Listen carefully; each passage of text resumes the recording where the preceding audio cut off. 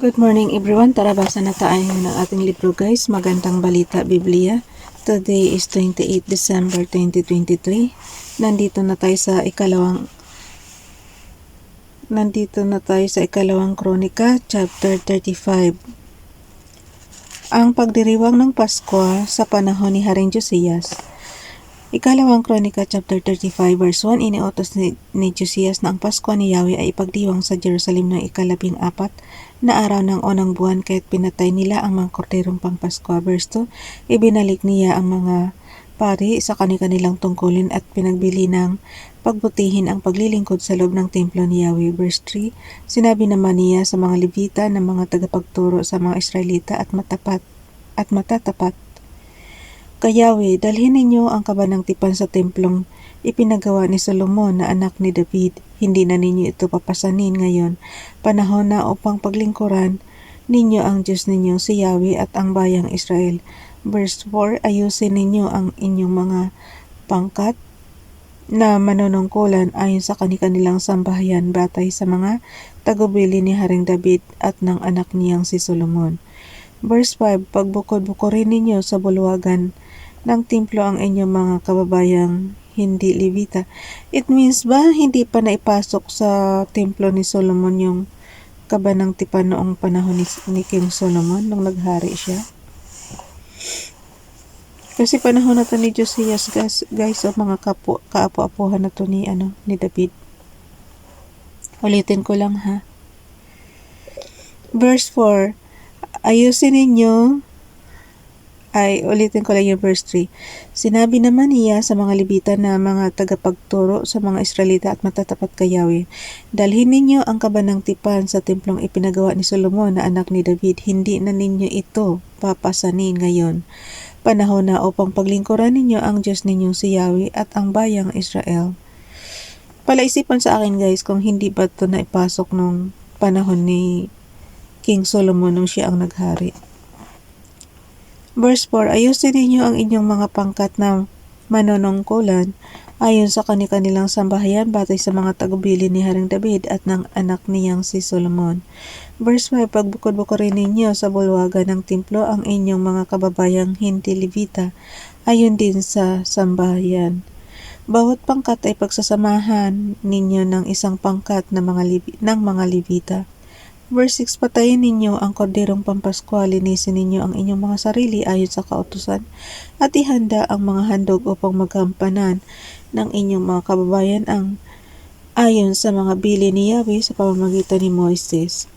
Verse 7, nagbigay si Josias ng 30,000 kordero at mga batang kambing bilang handog na susunugin, bukod pa sa 3,000 turong panghandog para pagsalusaluhan.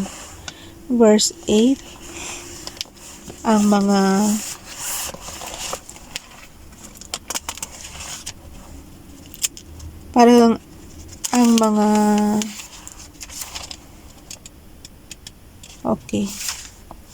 pinono, pasensya na guys, manipis kasi masyado yung pinaka ng Bible kasi kaya hindi ko malipat kagad. Verse 8, ang mga pinono, pakisundan ako, verse 8 na tayo. Ikalawang Kronika chapter 35 verse 8, ang mga pinono sa ilalim niya ay buong puso ring nagkaloob ng handog para sa bayan sa mga pari at sa mga Levita. Ang mga punong katiwala naman sa templo na sina Hilkias, Zacarias at Jehiel ay nagbigay ng 2,600 tupa. Wow, yayamanin. 2,000 guys. At 600 tupa. So 2,600 yan. Para sa mga pari at 300 toro bilang handog pampaskwa. Grabe no, dami. Verse 9, ang mga pinono naman ng mga Levita na sina Konania, Simaya at Nathanael, Hosabias, Jehiel at may kapareho doon sa taso, Jehiel. Jehiel at Josabad ay nagbigay ng 5,000 kordero at batang kambing para sa mga Levita at 500 toro bilang handog na pampasko. Verse 10, matapos ihanda ang lahat, tumayo na sa kanya-kanyang pwesto ang mga pari, ang mga Levita na may kasama sa kanilang pangkat ayon sa utos ng hari. Verse 11, pinatay nila ang mga korderong pampasko at ang mga dugo nito ay ibinuhos ng mga hari sa ibabaw ng altar, samantalang binabalatan naman ng mga Levita ang mga hayop. Verse 12. Pagkatapos kinuha nila ang taba nito at ipinamahagi sa mga tao ayon sa kanilang sampahayan upang ihandog kay Yahweh ayon sa nakasulat sa aklat ni Moises. Guys, imagine niyo yung templo tapos doon sila magkakate ng mga ihahandog. Ganoon din ang ginawa nila sa mga toro. Ko lang yun, imagination ko na lang yun. Ini-imagine ko yung mga ang daming hayop po. Libo-libo yan, tapos kakatayin doon para handog pampasko. Okay, ulitin ko verse 12. Pagkatapos kinuha nila ang taba nito at ipinamahagi sa mga tao ayon sa kanilang sambahayan upang ihandog kay Yahweh ayon sa nakasulat sa aklat ni Moises. Ganon din ang ginawa nila sa mga toro. Verse 13. Nilitso nila ang korderong pangpasko ayon sa tuntunin. Ang iba namang korning handog ay inilaga sa mga palayok, kaldero at kawa at ipinamigay sa mga tao. Verse 14. Pagkatapos nito, naghanda ang mga Levita ng pagkain para sa kanila at sa mga paring mula sa angkan ni Aaron. Sila rin ang naghanda ng pagkain ng mga pari, sapagkat hanggang sa gabi ang mga ito'y abalang-abala sa pag-aalay ng mga handog na susunugin at ng mga taba. Verse 15, na natili sa kanilang mga pwesto ang mga aawit, ang mga anak ni Asaph ayon sa tuntuning itinakda ni Haring David at ng mga lingkod niyang sina Asaph, Himan at Jeduthun na propeta ng hari. Hindi na rin kailangan umalis ang mga bantay sa pinto sapagkat lahat sila'y dinadalhan ng pagkain ng mga Levita. Verse 16, ang lahat ay ginawa ayon sa tagubilin ni Haring Josias, ang pagpupuri kay Yahweh, ang pagdiriwang ng Pasko at ang paghahandog. Verse 17, 7 araw na ipinagdiwang ng mga Israelita ang Pasko at ang pista ng tinapay na walang pampaalsa mula pa noong, verse 18 guys, sabayan niyo ako ng basa. Mula pa sa verse 18, mula pa noong panahon ni Propeta Samuel, wala pang ganitong pagdiriwang ng Pasko na naganap sa Israel. Wala ring ibang hari sa Israel na nakagawa ng ginawang ito ni Haring Josias. Siya lamang ang nakapagtipon ng lahat ng pari, Levita at ng mga taga-Juda at taga-Israel kasama ang mga taga-Jerusalem upang ipagdiwang ang Pasko. Verse 19, naganap ito noong 18 taon ng kanyang paghahari. Ang buod ng kasaysayan ni Haring Josias. Verse 20, nang maisaayos na ni Josias ang lahat ng naokol sa templo, sinalakay ni Haring Nico ng Ehipto ang Carchemish sa may ilog Euphrates.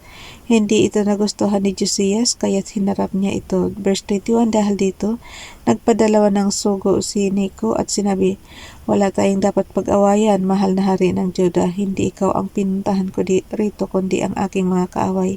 Sinabi sa akin ng Diyos na tapusin ko agad ito.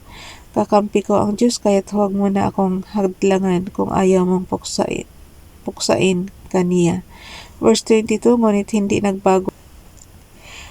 hindi nagbago ang isip ni Josias, ipinasya niyang lumaban.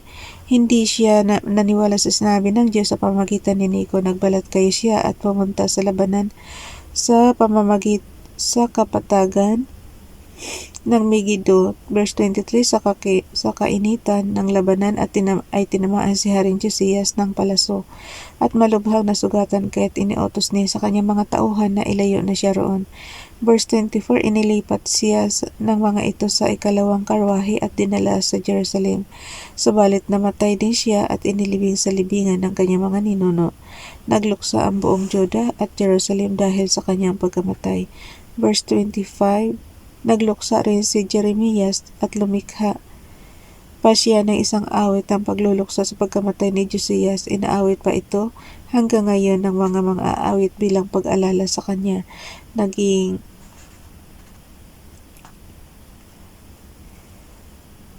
kaugalian na ito sa Israel at ang awiting ito'y matatagpuan sa aklat ng mga pagluluksa.